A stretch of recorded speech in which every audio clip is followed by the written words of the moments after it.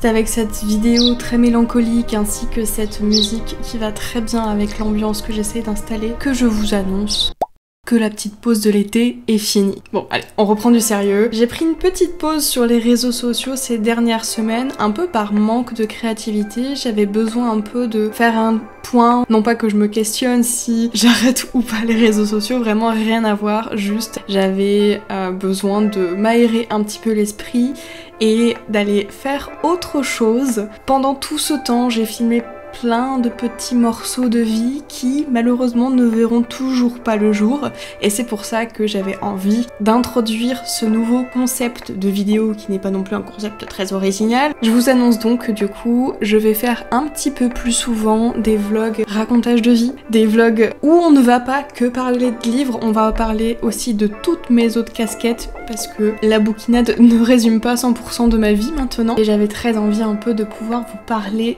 de tout ça et qu'on échange sur tous ces sujets. Donc bienvenue dans ce premier vlog de la vloginade. Bonjour à tous et bienvenue sur la chaîne La Bouquinade et surtout bienvenue dans ce premier vlog de cette nouvelle catégorie. Aujourd'hui on est arrivé à Édimbourg. Je vous mets un petit peu tous les rushs que j'ai pu faire avant.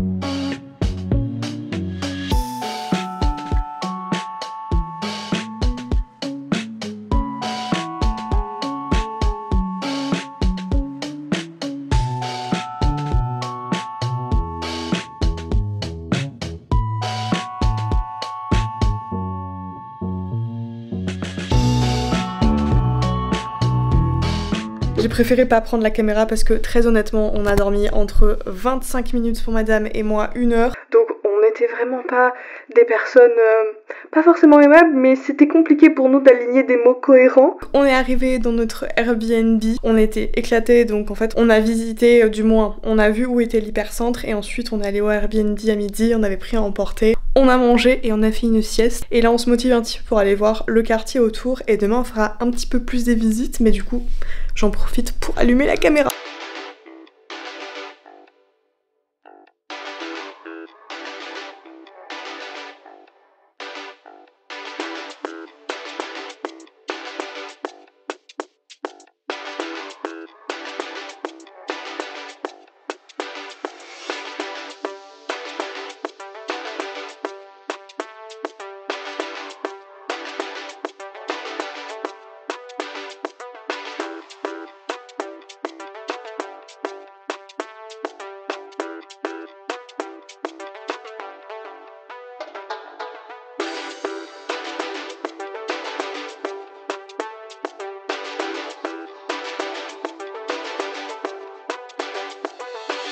On est rentré dans le Airbnb, il y a un truc que je vous ai pas montré tout à l'heure. On a clairement des jumelles pour observer les gens. T'imagines, tu vois vraiment des trucs que tu devrais pas voir. Oh, j'avoue. Elle est où la fenêtre qui était ouverte tout à l'heure? Autant le proprio, il a mis ça là, mais genre il y a un Airbnb genre, qui est aussi en face. Et autant il y a d'autres personnes aussi qui nous regardent.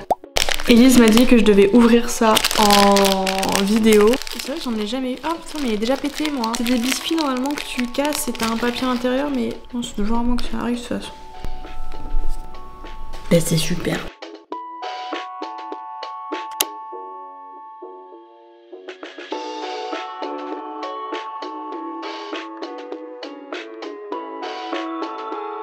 Jour numéro 2 à Édimbourg. Aujourd'hui on a prévu d'aller visiter le château et ses alentours. Donc le matin on va se poser certainement dans un café. On en a repéré un, on espère qu'il y aura la place qu'on veut pour pouvoir reprendre nos manuscrits en cours. Et l'après-midi on avait réservé une visite guidée avant de partir pour le château d'Édimbourg. C'est la journée j'avoue que j'attends le plus parce que bah, c'est le château. Élise est sûre que je vais adorer. Donc c'est parti, on y va. On a bien pu se reposer hier parce que 20 minutes et 1 heure c'était clairement pas assez de sommeil. Donc on a fait genre une sieste et on s'est rendormi le soir mais on a fait une bonne nuit de 8 à 9 heures. Donc là c'est bon, on a les batteries de recharger, j'ai trop hâte.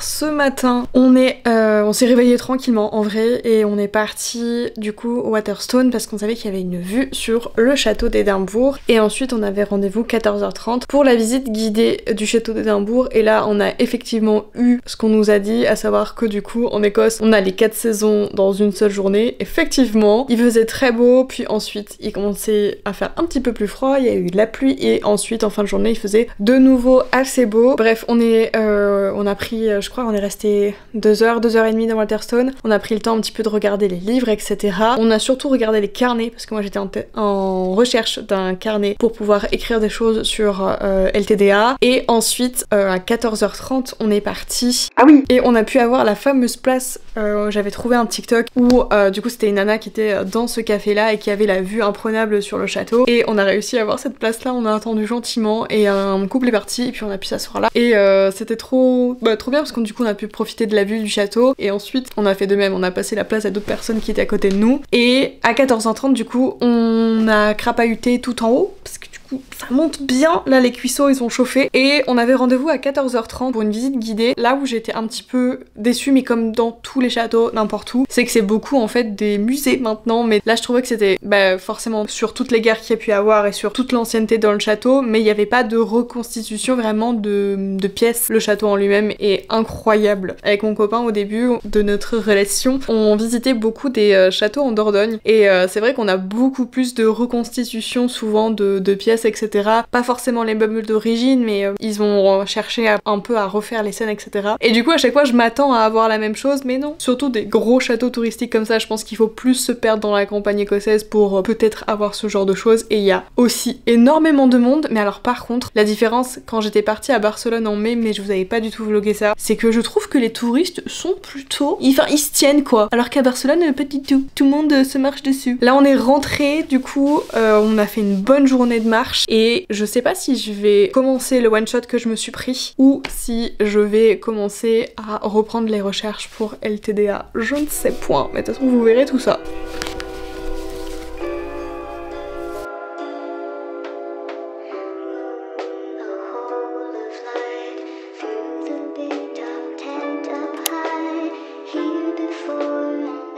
Jour 3, direction Stirling, on va aller voir de la famille à Elise et on va en profiter pour aller un peu visiter la ville. Enfin, Elise connaît déjà, du coup, mais moi non.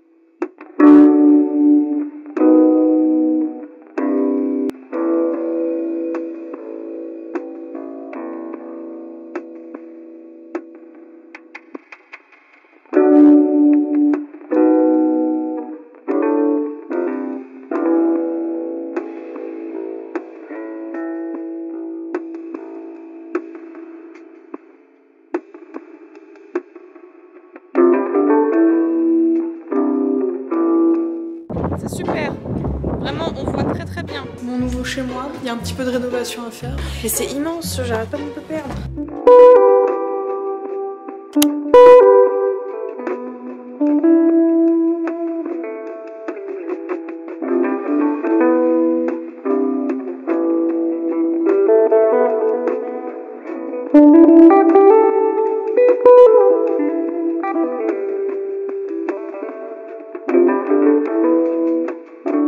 On a visité du coup un peu la ville de Serling, on est arrivé, c'était un petit peu avant midi, on s'est posé devant, oh mon dieu mes cheveux avec le vent, dans un café pour manger le midi, mais ça vous l'avez vu, et ensuite on a visité le château, et alors là, énorme coup de cœur, je l'ai vraiment préféré au château d'Édimbourg, je trouvais qu'il était mieux pensé pour les touristes, je trouvais que même si on peut pas tout reconstituer, je trouvais que c'était vraiment mieux fait, etc. J'étais fan, j'aime beaucoup la ville de Stirling, vous l'avez vu sur les plans, je pense que j'en ai mis beaucoup. Donc là on est arrivé chez la famille d'Élise, donc je vous montre pas trop les lieux parce que c'est pas chez moi, les gens vont pas demander à ce que ça intéresse sur internet. Et j'aime trop, je suis fan de cette ville et comme je le disais à la famille d'Élise, je sais que c'est pas la première fois que je viendrai en Écosse, mais je suis trop fan de ce que je vis et il y a plein d'idées qui continuent de germer pour LTDA, mais ça va falloir que j'en reparle un peu plus.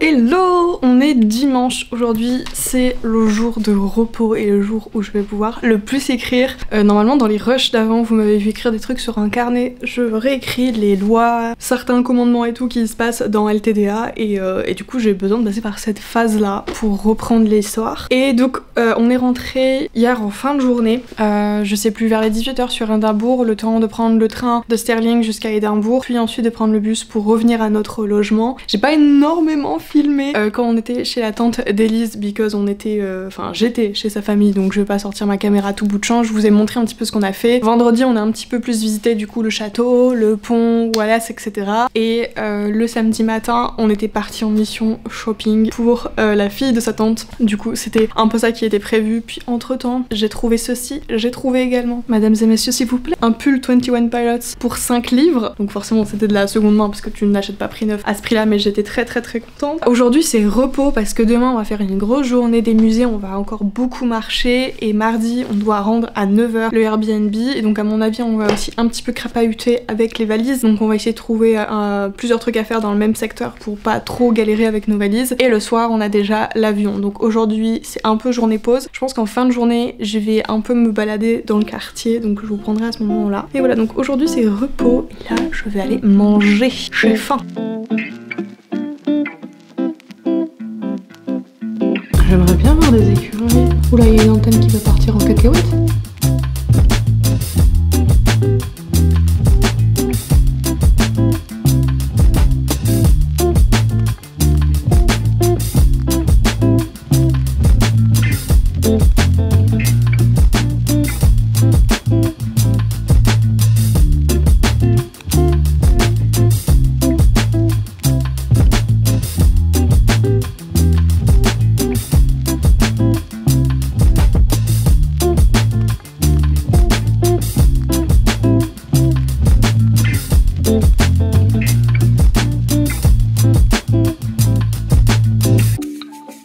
Mais clairement pour la rentrée je me dis que j'ai intérêt d'avoir un emploi du temps très rigoureux parce que j'ai pas du tout de notion de combien de tomes ça prend, mais ça me paraît de plus en plus gigantesque en fait. Quand je relis toutes les notes et tout, je me dis ouh là là là là.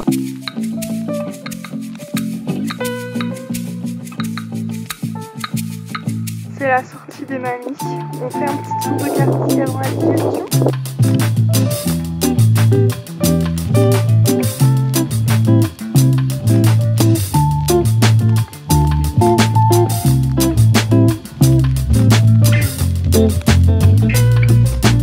Quand t'as une pote qui est malade, tu lui proposes une soirée masque avec cette petite tisane. T'es là quand même. Je fais extrêmement peur.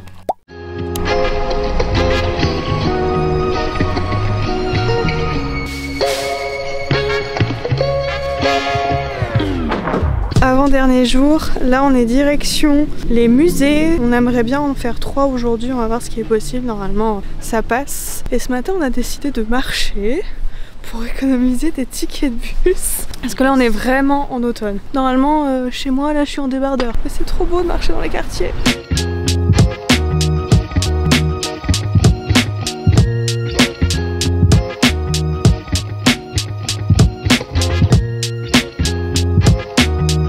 dirait vraiment Professeur McGonagall.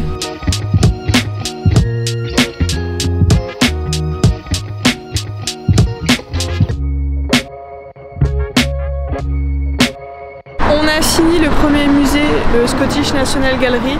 C'était magnifique à voir. Vraiment, je vous invite à aller le voir. C'était vraiment, t'en prends plein les yeux. Et là, on va aller manger.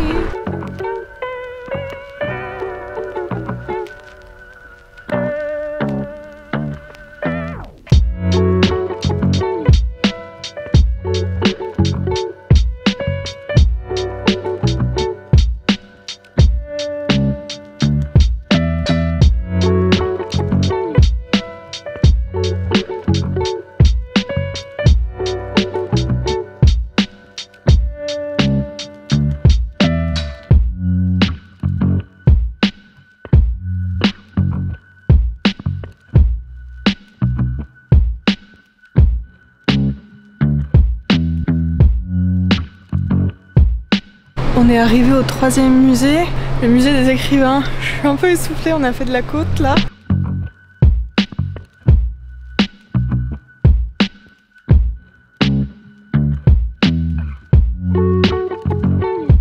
On a visité du coup les trois musées. Le musée des écrivains, j'avoue que c'est celui qu'on a le moins préféré parce que c'est pas trop à quoi on s'attendait. Moi je m'attendais vraiment à voir les débuts de l'écriture, etc. Et on n'a pas trop eu ça, on a eu effectivement les faits historiques, etc. Mais pas plus, donc un peu déçu de ce musée. Là on vient de se poser parce qu'on est vanné. En vrai ça fait déjà 5 heures qu'on marche depuis 10 heures et il est 15 heures. En vrai on a fait une pause ce midi, mais on est déjà vanné. Et en fait, je vous l'ai pas dit dans le début du vlog, mais c'est le festival à Édimbourg, donc il y a plusieurs festivals sur plusieurs thèmes. Il y avait aussi celui de la littérature, mais on l'a loupé. De toute façon, il fallait prendre des tickets pour ce qu'on voulait faire et on l'a su beaucoup trop tard. Donc là, il y a plein d'agitation. Là, on s'est mis un petit peu tranquille. On va aller chercher un remontant pour la dame. Et je sais pas trop ce qu'on va faire parce que là, on a visité en vrai tout ce qu'on voulait visiter dans Édimbourg. Et après, la prochaine fois que je reviendrai, ce sera pas dans Édimbourg, ce sera plus sur vraiment les terres écossaises. Voilà! Dernier moment à Édimbourg, on rentre aujourd'hui, on a nos valises qui sont pleines à craquer. On sait pas trop ce qu'on veut faire aujourd'hui puisqu'il y aurait eu les jardins botaniques, mais clairement là c'est pas possible avec nos valises, donc ce sera pour une prochaine fois. Mais surtout j'appréhende de porter cette valise. Franchement si on a bien visité, c'était quand même une semaine bien reposante et vraiment j'ai trop hâte d'en explorer plus. C'est horrible parce que genre je me contente pas de ce que j'ai et j'attends déjà de ce que je vais avoir après, mais c'est bon signe, ça veut dire que j'ai apprécié mon séjour. Je parle pas plus fort parce que je suis pas toute seule. On vient de fermer les valises, regardez-moi comment elle est dodue la mienne.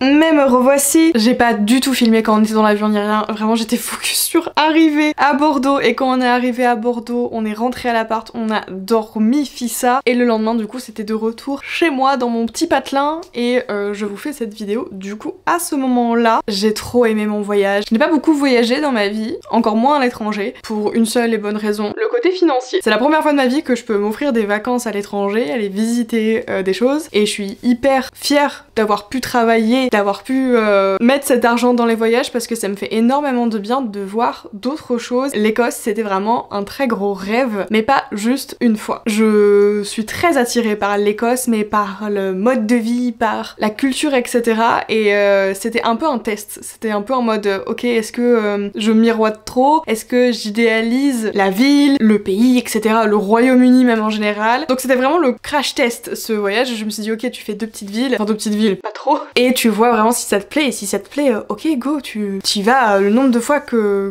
tu peux, et le temps que t'arrives à te dégager, encore une fois le côté financier, parce que j'ai pu partir là, mais pour pouvoir repartir, il faut revoir des sous, n'est-ce pas? J'ai vraiment fini par déconnecter sur la fin du séjour. Très rare que j'arrive vraiment à déconnecter à 100%. J'ai beaucoup aimé le fait de pouvoir déjà continuer de reprendre l'écriture, surtout cet été, je vous ai pas dit, mais du coup, avec cette semi-pause, avec le fait que du coup, il y avait moins de choses à faire, parce que c'est le creux de l'été généralement, j'ai vraiment pu me remettre à l'écriture, et j'aime beaucoup la phase dans laquelle je suis, et je m'accroche à tout ce que je peux, parce que ça me rappelle la petite enfant que j'étais, et ça me fait beaucoup de bien de retrouver certaines choses, certains écrits, etc., et de me replonger dedans, de voir les idées que j'ai essayé de mettre.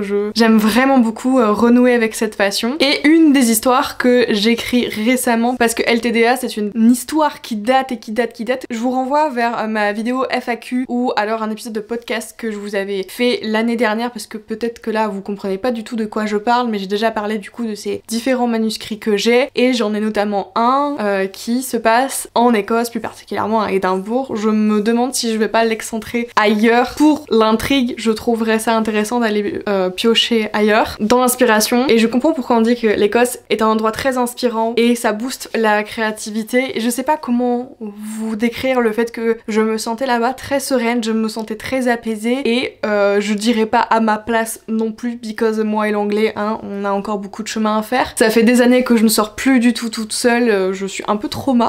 Un peu beaucoup. Et c'était la première fois que j'arrivais à sortir toute seule depuis donc des années, et ça fait quelque chose. Les peu de fois où je dois vraiment impérativement sortir toute seule et je n'ai pas le choix, je le vis mal. Par exemple quand je dois faire des allers-retours sur Paris pour des tournages ou pour des événements ou un salon précisément, je vis très très mal mes trajets si je suis toute seule. Et là c'était la première fois que je le vivais bien. Je le vivais très très bien, j'ai vraiment pris du plaisir à ça, et ça m'a un peu foutu la larme à l'œil en mode, je suis peut-être pas le problème dans cette équation. Je vais pas m'éterniser à parler devant la caméra parce que en vrai j'ai pas d'autres trucs à dire, c'était principalement un vlog où vraiment j'emmenais ma caméra, je vous filmais vraiment ce que je voyais, un peu comme un espèce de mini journal de bord version vacances on va dire. C'était pas le but non plus d'avoir tout en storytelling ou de vous parler vraiment de ma lecture en cours et ce que je faisais précisément, mais je pense que ces épisodes de la bloquinade, je vais vraiment les penser comme ça, vous montrer des bribes des bribes quand même, on est quand même sur beaucoup de détails, de ce que je peux faire au quotidien à un moment T. C'est pas des vlogs qui vont être là toutes les semaines, je m'engage pas du tout sur ça, mais qui vont venir quand même plus ou moins régulièrement, que ce soit je sais pas, une semaine où j'ai beaucoup de taf à la maison, une semaine où j'ai des tournages à l'extérieur, une semaine où je suis en vacances, ou une semaine je ne sais point, mais un peu une compile de toutes ces petites vidéos que je peux filmer au quotidien et que d'habitude du coup je jette. J'essaie de trouver un fil conducteur et de pouvoir en faire quelque chose niveau créatif et vous le proposer ensuite sur YouTube. On voit les nouveaux colis, I am very happy de ça. Bon, sur ce c'est vraiment la fin de la vidéo, merci beaucoup de l'avoir regardé. N'hésitez pas à commenter, à liker si vous avez apprécié la vidéo, le montage, etc.